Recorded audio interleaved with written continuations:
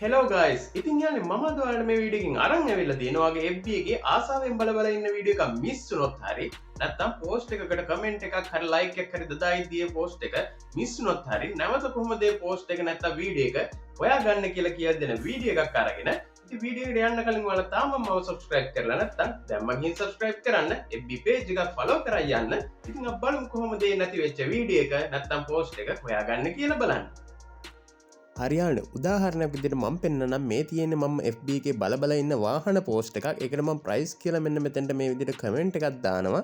දැන් මම එකපාරක් මගේ අතින් මේක බෑක් වුණ ගමන් මෙන්න මේ විදිහට මේ පෝස්ට් එක නැතු යනවා. ඉතින් මට ආයේ මේ පෝස්ට් එක බලන්න විදිහක් නැහැ. ඉතින් ඒක බලන්න තියෙන්නේ මෙන්න මෙතන උඩ තියෙන ඉරි කැලේ තුන වල මුලින්ම ක්ලික් කරගන්න ඕනේ. ඊට පස්සේ එතනින් එන setting and privacy කියන එක මෙන්න මෙතන ක්ලික් කරගෙන ඒක setting එක ඇතුළට ඔයාලා යන්න. ගියාට පස්සේ ඔයාලට මෙන්න මේ විදිහට තමයි ඉන්ටර්ෆේස් එක පෙන්වන්නේ. ඉතින් පල්ලෙහාට මේ යන්න. මේකේ පල්ලෙහාට යද්දී ඔයාලට බලාගන්න පුළුවන් ඇක්ටිවිටි ලොග් කියලා.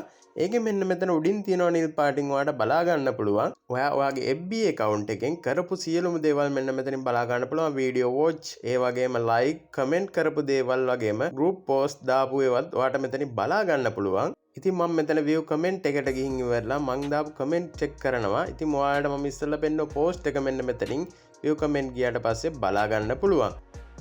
ඉතින් ගයිස් ඔයාලට මේ වීඩියෝ එක වැදගත් වුණා නම් අනිවාර්යයෙන් පල්ලෙන් කමෙන්ට් එකක් දාන්න. ඒ වගේම නොදන්න කෙනෙක්ට බලන්න මේක ෂෙයා කරන්න කියලාත් ඉල්ලනවා. ඉතින් ඔයාලට සුබ දවසක්.